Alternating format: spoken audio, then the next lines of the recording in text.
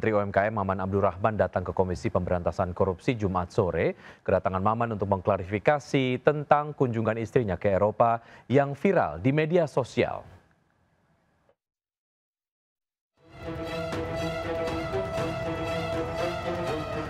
Jumat sore, Menteri UMKM Maman Abdurrahman datang ke KPK. Kedatangan Maman untuk menyerahkan beberapa dokumen sekaligus mengklarifikasi viralnya surat edaran tentang rencana kunjungan istrinya ke Eropa. Ia mengatakan bahwa keberangkatan istrinya ke Eropa bersama dengan anaknya dan tidak menggunakan fasilitas negara. Dan anak saya masih SMP, istri saya tentunya tidak punya rasa kekhawatiran untuk melepas anak saya. Beliau mendampingi anak saya. Dan saya sampaikan 1 rupiah pun tidak ada uang dari uang negara, 1 rupiah pun tidak ada uang dari pihak lainnya. Sebelumnya beredar surat edaran dengan kop Kementerian UMKM yang mengatasnamakan kunjungan istri Menteri UMKM ke Eropa. Dalam surat yang tertanggal 30 Juni 2025 itu, tertulis bahwa Agustina Hastarini hendak kunjungan ke berbagai negara dalam rangka mengikuti kegiatan atau misi budaya. Surat edaran tersebut viral di media sosial dan mendapat respon dari warganet. Beberapa warganet bahkan memberi komentar negatif. Mereka menyoroti peran istri Maman dalam kementerian, termasuk tujuan perjalanannya ke Eropa. Tak sedikit pula yang mempertanyakan kunjungan istri Maman ke Eropa dalam rangka tugas negara atau liburan semata. Dari Jakarta, Ismalia Auliaisah, iNews melaporkan.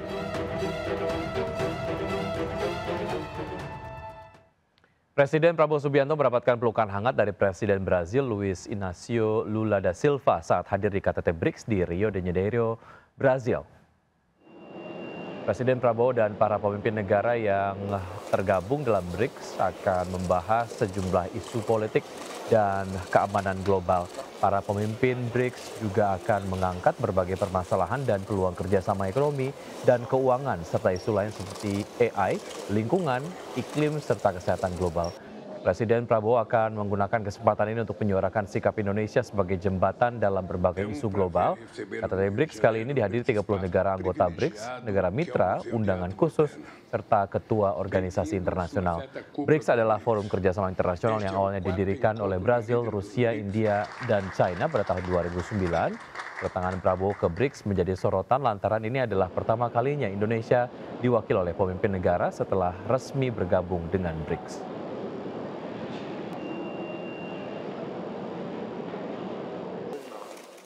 Nah, pemirsa, cuaca buruk berdampak pada mahalnya harga cabai dan tomat di pasar tradisional. Lalu berapa harga cabai saat ini? Berikut adalah laporan Jen Cahyani dari Pasar Senen, Jakarta Pusat. Pemirsa, terjadi kenaikan harga sejumlah bahan pokok yang ada di pasar tradisional. Dan saat ini saya berada di Pasar Jaya Senin dan saya akan memberitahu update harga bahan pokok beberapa yang mengalami kenaikan. Nah, kalau ini di sebelah saya ada cabai rawit yang cukup mengalami kenaikan harga dari yang semula Rp60.000 per kilogramnya, saat ini menjadi Rp80.000 per kilogramnya. Nah, selain cabai rawit merah juga ada cabai rawit keriting, ini dia pemirsa. Ini yang semula Rp40.000 per kilogramnya, saat ini menjadi Rp50.000 per kilogramnya. Dan ini kalau berdasarkan keterangan para penjual, kenaikan harga cabai ini sudah terjadi sejak 4 hari yang lalu. Nah, selain itu untuk harga cabai hijau, ini dia pemirsa, ini kalau cabai hijau yang rawit, ini masih normal harganya di Rp45.000 per kilogramnya, dan kalau cabai hijau yang keriting, ini Rp30.000 per kilogramnya. Nah, selain cabai yang mengalami kenaikan harga yang cukup signifikan, ini juga terjadi pada tomat. Ini dia pemirsa, tomat ini naiknya cukup signifikan dari Rp15.000 per kilogramnya menjadi Rp25.000 per kilogramnya, dan ini kenaikannya perlahan sejak 2 bulan yang lalu kalau berdasarkan keterangan dari pedagang di pasar tradisional.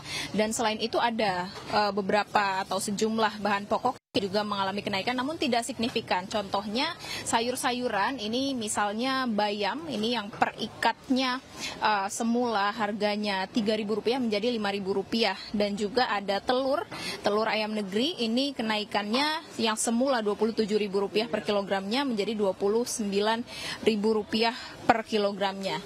Adapun minyak goreng ini kalau minyak kita ini juga mengalami kenaikan sedikit tidak signifikan dari Rp15.000 menjadi Rp17.000. Dari Jakarta, Jen Cahyani bersama juru kamera Andri Setiawan, iNews melaporkan.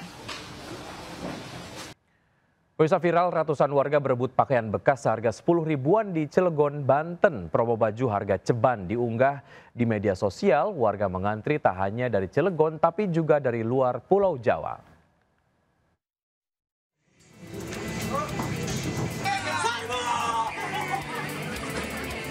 Warga menyerbu dan saling berebut untuk mendapatkan barang seperti topi, celana, kaos, hingga kemeja sesukanya di Cilegon, Banten hingga viral. Mereka berebut untuk mendapatkan barang pilihannya seharga Rp10.000 per satuannya. Sebelumnya pemilik toko sudah mengumumkan melalui media sosial sebagai promosi. Tak diduga, informasi ini tersebar hingga warga antri di depan toko sebelum dibuka. Warga mengaku sengaja datang ke toko untuk mendapatkan pakaian bekas berkualitas. Warga juga rela berdesak-desakan untuk memperoleh baju bekas pilihannya. Pemilik toko mengaku sengaja memanfaatkan media sosial dalam penjualan barang impor miliknya. Bahkan banyak warga dari luar Pulau Jawa yang sengaja datang untuk membeli baju bekas. Sementara itu, penjualan baju bekas hingga kini masih ramai dibahas berkaitan larangan impor pakaian bekas di Indonesia. Para penggemar thrifting pro kontra dengan langkah pemerintah melarang impor baju bekas yang bisa berdampak dengan kebiasaan mereka membeli baju bekas. Dari Cilegon, Banten, Iskandar Nasution, iNews melaporkan. Api melalap ruko lantai 3 yang merupakan gudang suku cadang kendaraan dan oli di Cengkareng, Jakarta Barat. Diduga asal api akibat korsleting listrik. Ruko 3 lantai yang menjadi gudang suku cadang, kendaraan dan oli ini hangus dilalap api di Jalan Cemara Raya, Cengkareng, Jakarta Barat. 1 unit kendaraan Skylift dikerahkan untuk menjangkau titik api yang berada di lantai 2, sekaligus melokalisir api. Menurut warga, awalnya api berasal dari lantai 1 hingga menjalar ke lantai 3 bangunan ruko. Banyaknya material mudah terbakar serta oli membuat api cepat membesar. Tidak ada korban dalam peristiwa ini karena ruko dalam kondisi kosong. Diduga kebakaran akibat korsleting listrik. Sementara itu, 13 unit pemadam dikerahkan untuk memadamkan api. Dari Jakarta, Miftahul Gani, iNews melaporkan.